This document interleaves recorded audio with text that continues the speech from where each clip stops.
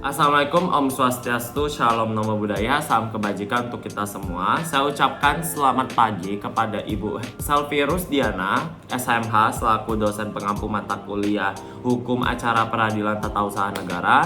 Perkenalkan, nama saya Alpino dengan NPM 2151080, kelas 4 IHMA, dan hari ini saya dalam rangka untuk memenuhi tugas UAS saya dengan mata kuliah Hukum Acara Peradilan Tata Usaha Negara. Nah, hari ini saya akan membahas mengenai mata kuliah ini yang telah saya pelajari selama 1 semester ke depan.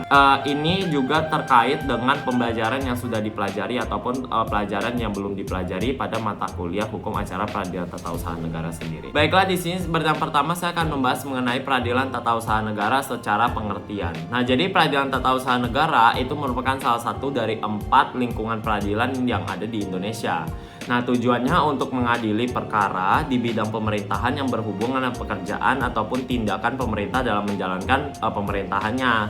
Nah, adanya peraturan ini adalah untuk melindungi kepentingan warga masyarakat dan penguasa, memberikan perlindungan terhadap hak-hak masyarakat yang didasarkan kepada kepentingan bersama dari individu yang hidup dalam masyarakat tertentu. Nah, dasar hukum terbentuknya peradilan tata usaha negara sendiri ini yang menjadi pelaksanaan peradilan tata usaha negara telah terdapat di dalam Konstitusi Undang-Undang Dasar 1945 Pasal 24 dan Pasal 25 serta dijabarkan melalui Undang-Undang Nomor 4 Tahun 2004 tentang Kekuasaan Kehakiman Pasal 10 Ayat 2. Nah, kemudian di sini peradilan tata usaha negara itu pada intinya adalah pengadilan yang mempunyai wewenang untuk memeriksa, mengadili, serta memutuskan sengketa tata usaha negara sesuai dengan Pasal 1 Angka 10 Undang-Undang Nomor 51 Tahun 2009 tentang perubahan kedua atas Undang-Undang Nomor 5 Tahun 1986 tentang peradilan tata usaha negara, menyatakan bahwa sengketa tata usaha negara adalah sengketa yang timbul dari bidang tata usaha negara antar orang dan badan hukum perdata dengan badan atau pejabat pada tun negara tersebut. Nah, kemudian baik di pusat maupun di daerah sebagai akibat dikeluarkannya keputusan tata usaha negara, termasuk sengketa kepegawaian berdasarkan peraturan perundang-undangan yang berlaku. Nah, Undang-Undang PTUN ini merupakan sumber hukum material dari hukum tata usaha negara yang merupakan sumber formil dari hukum acara peradilan tata usaha negara. Kemudian di sini saya akan membahas mengenai sengketa tata usaha negara. Nah, sengketa tata usaha negara itu terbagi menjadi 2. Ada sengketa internal dan sengketa eksternal. Sengketa internal itu artinya adalah sengketa yang terjadi di dalam ruang lingkup tata usaha negara itu sendiri. Bisa jadi ada permasalahan antara departemen atau instansi di dalam ruang lingkup tata usaha negara itu sendiri. Nah, kemudian untuk konflik eksternal itu adalah konflik di luar PTUN ya. Jadi konfliknya tuh yang berhubungan sama pemerintah dengan masyarakat, dengan subjek utamanya itu masyarakat itu sendiri. Nah, kemudian di sini untuk perbuatan administrasi negara itu dapat dibagi menjadi 3 macam. Yang pertama, administrasi negara atau pejabat tun tersebut mengeluarkan keputusan. Yang kedua, mengeluarkan peraturan perundang-undangan. Yang ketiga, melakukan perbuatan material. Dan ketika ketiga hal tersebut memenuhi, maka sebuah sengketa tata usaha negara dapat dikatakan telah terjadi. Nah, kemudian berbicara tentang sengketa tun, bahwa dapat dilihat kompetensi absolut PTUN. Kewenangan PTUN itu terlihat nih, dia itu berarti kewenangan absolutnya adalah untuk memeriksa, mengadili, serta memutus perkara sebagaimana diketahui pada Pasal 10 Undang-Undang Nomor 14 Tahun 1970 ya teman-teman. Dan penetapan itu tertulis kepada isi dan penetapan tertulis itu dia biasanya tertuju kepada isinya, jadi bukan bentuknya. Jadi mau bentuknya dikeluarkan secara tertulis, secara fisik maupun dikeluarkan secara elektronik itu tidak bermasalah. Yang bermasalah adalah dilihat dari instansi isi dari KTUN ataupun yang dikeluarkan oleh pemerintah tersebut. Apakah di dalam KTUN tersebut terdapat permasalahan yang merugikan masyarakat ataupun merugikan salah satu pihak. Dan ketika KTUN ini tuh bermasalah dan bisa diajukan ke PTUN, maka telah menjadi wewenang absolut dari PTUN PTUN itu sendiri. Nah, kemudian berbicara mengenai proses persidangan, tentu saya membahas mengenai hukum acara peradilan tata usaha negara ya, yang dimana akan fokus kepada proses persidangannya. Nah, jadi proses persidangan di PTUN ini sendiri, itu yang pertama adalah pembacaan gugatan sesuai dengan pasal 74 ayat 1, yang kedua pembacaan jawaban pasal 74 ayat 1, yang ketiga replik pasal 75 ayat 1, duplik pasal 75 ayat 2, kemudian pembuktian pasal 100, yang keenam kesimpulan pasal 97, kemudian ada putusan pasal 108, kemudian di dalam putusan itu juga ada materi muatan putusan yang sesuai dengan pasal 109 yang akan saya jabarkan di dalam editan saya.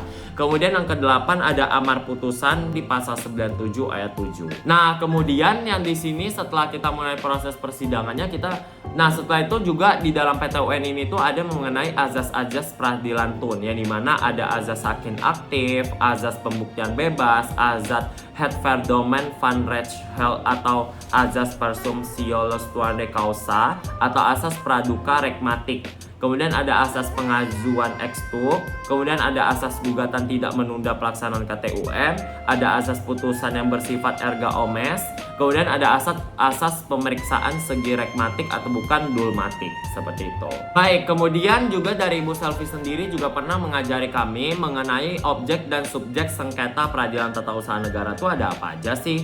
Yang pertama ada objek sengketa bersifat positif, yang bersifat positif ini maksudnya adalah memang KTUN itu nyata dan ada gitu. Nah, kemudian yang kedua ada objek sengketa yang bersifat fiktif negatif. Yang fiktif negatif ini ada juga tapi dia itu tidak berbentuk, Besti. Tidak berbentuk, jadi dia itu bentukannya bisa elektronik.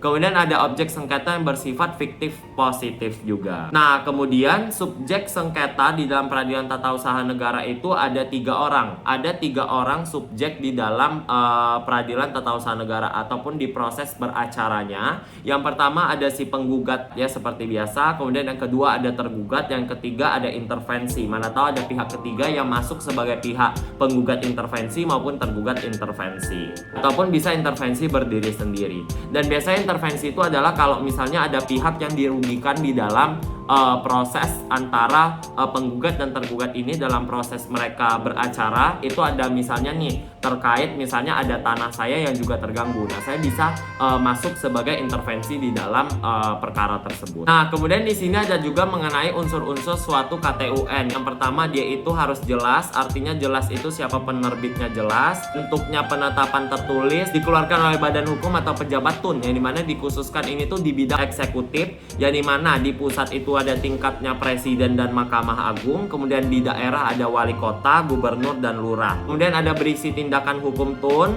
berdasarkan peraturan perundang-undangan yang berlaku berdasarkan UU nomor 12 tahun 2011, dan ada berbentuk konkret, individual dan final untuk kepastian hukumnya. Nah, kemudian saya akan membahas mengenai kompetensi dari pengadilan tata usaha negara. Jadi ada 2, kompetensi absolut dan relatif. Nah, kalau kompetensi absolut itu berkaitan dengan kompetensi mutlak dari sebuah peradilan. Jadi contohnya peradilan umum, kompetensi absolutnya adalah untuk menangani masalah pidana dan perdata. Kemudian kalau misalnya peradilan agama mengurusi yang di bidang keagamaan ya, ataupun teman-teman yang muslim biasanya kalau misalnya ada permasalahan seperti harta, nikah itu biasanya perginya ke PA. Nah, kemudian kalau peradilan tata usaha negara itu kompetensi absolutnya adalah dia tuh mengadili, memeriksa serta memutus perkara yang berkaitan dengan sengketa tata usaha negara. Contohnya KTUN yang dikeluarkan oleh pejabat tata usaha negara. Seperti itu ya, teman-teman. Nah, contohnya seperti apa sih, Kak? Contohnya itu misalnya nih, satu pemerintah itu dia mengeluarkan KTUN yang berisi misalnya dia menggusur satu daerah untuk pembangunan apartemen. Nah, jadi ketika masyarakat di sana ngerasa bahwa nggak bisa nih KTUN yang dikeluarkan merugikan masyarakat karena tidak ada ganti rugi. Nah, masyarakat di sana dapat menuntut KTUN tersebut ke PTUN untuk disidangkan, untuk diminta dibatalkan, ataupun bisa nanti kalau keputusan akhirnya bisa jadi meminta majelis hakim itu meminta untuk diterbitkan KTUN baru yang lebih menguntungkan kepada masyarakat. Nah, contohnya seperti itu untuk kompetensi absolut. Nah, kemudian untuk kompetensi relatif itu berkaitan dengan wilayahnya. Jadi contohnya nih, saya berdomisili di Kepulauan Riau. Berarti di Kepulauan Riau kompetensi relatifnya itu ada berada di Pengadilan Tata Usaha Negara Tanjung Pinang, dan tidak mungkin untuk Pengadilan Tata Usaha Negara di luar yang Tanjung Pinang punya untuk dapat mengadili yang di ruang lingkup Kepulauan Riau. Jadi seperti itu, dia tergantung domisilinya. Nah, terus setelah itu kita akan membahas mengenai upaya hukum nih. Nah, upaya hukum juga sempat dibahas oleh Ibu Selvi Rusdiana di kelas. Jadi untuk upaya hukum itu ada dua, ada upaya hukum biasa dan upaya hukum luar biasa. Upaya hukum biasa itu apa ya? Upaya hukum biasa itu adalah upaya hukum yang bisa dilakukan setelah selesai dari peradilan tingkat pertama. Jadi kalau tingkat pertama misalnya dikeluarkan keputusan, ternyata kita sebagai pengacara dari pihak penggugat atau tergugat salah satunya kalah, kita ingin melakukan upaya selanjutnya atau upaya hukum, kita bisa naik ke upaya hukum biasa yang itu upaya banding. Nah, biasanya upaya banding harus diajukan 14 hari setelah sahnya atau dikeluarkannya keputusan tersebut. Kalau misalnya lewat dari 14 hari tidak diajukan upaya banding atau upaya dimajukan memori banding, maka itu keputusan tersebut akan bersifat tetap dan tidak bisa lagi dilakukan upaya hukum. Jadi teman-teman harus banget memperhatikan tenggat waktu yang disediakan. Nah, kemudian yang kedua, setelah nih dari upaya banding kami kalah lagi atau kita kalah lagi, kita masih bisa melakukan upaya hukum terakhir, yaitu upaya hukum luar biasa. Ya, dimana upaya hukum luar biasa ini dia itu adalah tingkat peninjauan kembali. Nah, untuk peninjauan kembali ini biasanya dilakukan 180 hari sejak dikeluarkannya keputusan dari tingkat sebelumnya. Jadi teman-teman, ini waktunya lumayan panjang ya untuk peninjauan kembali untuk teman-teman bisa ajukan. Tapi tetap teman-teman harus bisa memperhatikan. Jadi kalau misalnya di upaya banding teman-teman kalah sidang, teman-teman masih bisa untuk melakukan upaya hukum luar biasa seperti itu. Nah, baik, setelah kita mengetahui itu, saya akan membahas, ini saya sedang mencari material dan ternyata saya menemukan materi yang lumayan menarik untuk dijelaskan, yang yaitu mengenai eksekusi putusan Pengadilan Tata Usaha Negara. Tentu setelah diputuskannya itu kita harus tahu dong eksekusinya seperti apa, ya kan? Jadi untuk eksekusi putusan Pengadilan Tata Usaha Negara ini itu tuh menekankan kepada kesadaran hukum dari si badan hukum tersebut.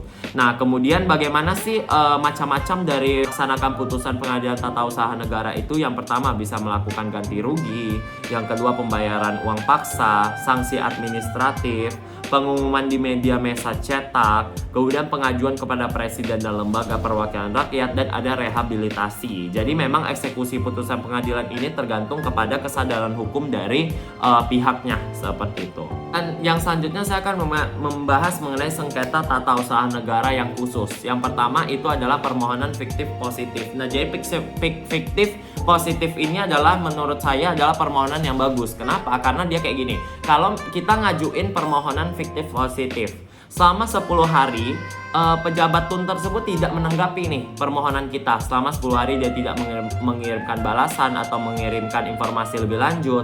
Nah, ketika 10 hari lewat, maka secara langsung maka pejabat TUN tersebut dia telah mengabulkan secara hukum apa yang menjadi permohonan kita. Seperti itu. Jadi di sana menguntungkan dari pihak pemohon. Yang berdasarkan di UUAP yang di dalam pasal 53 ayat 2 dan 3 yang menyebutkan bahwa ayat 2-nya, jika ketentuan peraturan perundangan tidak menentukan batas waktu kewajiban sebagaimana dimaksud di pasal 1, maka badan atau pejabat pemerintahan wajib menetapkan dan atau melakukan keputusan dan atau tindakan dalam waktu 10 hari kerja setelah permohonan diterima secara lengkap oleh badan atau pejabat pemerintahan. Seperti itu. Nah, kemudian yang kedua ini ada permohonan penilaian unsur penyalahgunaan wewenang oleh badan TUN ya teman-teman ya. Selanjutnya ada permohonan penilaian unsur penyalahgunaan wewenang. Nah, jadi di sini pemerintahan itu juga memiliki hak yang sama. Dia itu ketika nih misalnya dia itu mendapatkan tuduhan penyalahgunaan wewenang.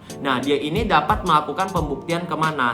Dia ini dapat melakukan pembuktian ke Pengadilan Tata Usaha Negara untuk menilai ada atau tidaknya unsur penyalahan wewenang. Mereka misalnya mendapatkan tuduhan kamu menyalahgunaan wewenang kamu. Nah, kemudian dia ini bisa nih untuk menguji apakah memang perbuatan dia ini menyalahgunaan wewenang. Ya, dia ini dapat menguji hal tersebut ke PT UN juga, teman-teman ya, seperti itu. Nah, kemudian di sini ada juga yang namanya sengketa informasi publik. Yang dimana sengketa ini tuh biasanya terjadi antara badan publik dengan pengguna informasi publik berkaitan dengan hak memperoleh atau menggunakan informasi berdasarkan undang-undang. Nah, biasanya sengketa informasi publik ini tuh seperti sengketa-sengketa melakukan pemberitaan palsu atau misalnya menggunakan media massa ataupun pemberitaan yang tidak benar adanya, seperti itu. Kemudian ada sengketa perbuatan melawan hukum yang dilakukan oleh penguasa. Apakah itu? Di dalam Perma 2 tahun 2019 ada yang namanya sengketa perbuatan melanggar hukum oleh badan atau pejabat pemerintahan, yang dimana sengketa di dalamnya itu mengandung tuntutan yang menyatakan tidak sah atau batalnya tindakan pejabat pemerintah. Jadi di sini di dalam Perma itu jelas bahwa perbuatan melawan hukum tersebut mengandung sengketa dan sengketa tersebut harus diadili dan harus dinyatakan tidak sah maupun sah dari proses peradilan tersebut. Baik, jadi mungkin itu saja beberapa materi-materi dari peradilan tata usaha negara yang sudah saya pahami dan sudah saya rangkum selama 1 semester pembelajaran. Mungkin ada pembelajaran yang mungkin terlewat oleh saya atau lain sebagainya, tapi ini berdasarkan dari catatan saya sendiri dan saya menyampaikan berdasarkan pemahaman saya. Lebih baik saya menyampaikan yang sesuai dengan pemahaman saya agar materi tersampaikan secara singkat, padat, dan jelas daripada saya menjelaskannya itu mengenai yang hal-hal yang mungkin saya masih bingung sampai sekarang. Dan semoga saya bisa mendapatkan nilai yang sesuai dengan penjelasan saya hari ini. Dan terima kasih buat Ibu Selvi Rusdiana yang telah mengajar kami ataupun mengajar saya selama 1 semester ke depan. Dan semoga ilmu yang Ibu berikan bisa bermanfaat bagi saya ke depannya. Dan juga sehat-sehat buat Ibu Selvi Rusdiana. Saya sangat antusias untuk bisa bertemu Ibu lagi di mata kuliah selanjutnya. Dan tentunya di semester yang berbeda. Dan semoga saya bisa selesai semester ini dengan Ibu dan mendapatkan nilai yang bagus.